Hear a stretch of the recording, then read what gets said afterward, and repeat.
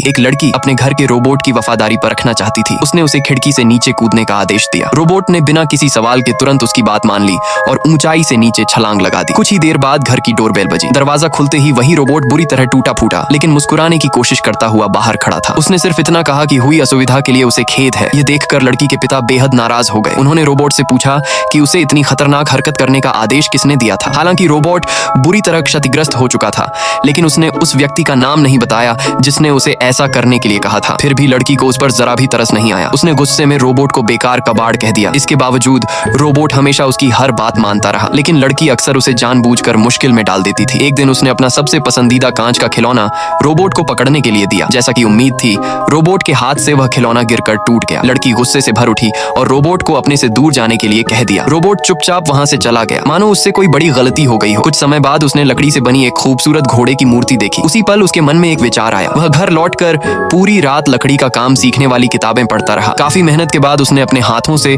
उसी टूटे हुए खिलौने जैसी एक सुंदर लकड़ी की मूर्ति बना दी। जब उसने वह उपहार लड़की को दिया तो वह बेहद खुश हो गई। खुशी में उसने अपना सबसे प्यारा गुड़िया वाला खिलौना रोबोट को तोहफे में दे दिया। यहीं से दोनों के बीच सच्ची दोस्ती की शुरुआत हुई। वे हर दिन साथ खेलते, बातें करते और खुशियों के पल बिताते। समय तेजी से बीतता गया। देखते ही देखते कई साल गुजर गए और लड़की बड़ी हो गई। आखिरकार उसे अपना जीवन साथी भी मिल गया। ये देखकर रोबोट को लगा कि उसका उद्देश्य पूरा हो चुका है। इसलिए वह समुद्र किनारे चला गया जहां उसने अपने लिए एक छोटा सा घर बनाया और शांत जीवन बिताने लगा। उसे इस बात की खुशी थी कि जिस लड़की की रक्षा और देखभाल के लिए उसे बनाया गया था वह अब अपनी नई जिंदगी में खुश थी। यहीं पर इस भावुक कहानी का अंत होता है।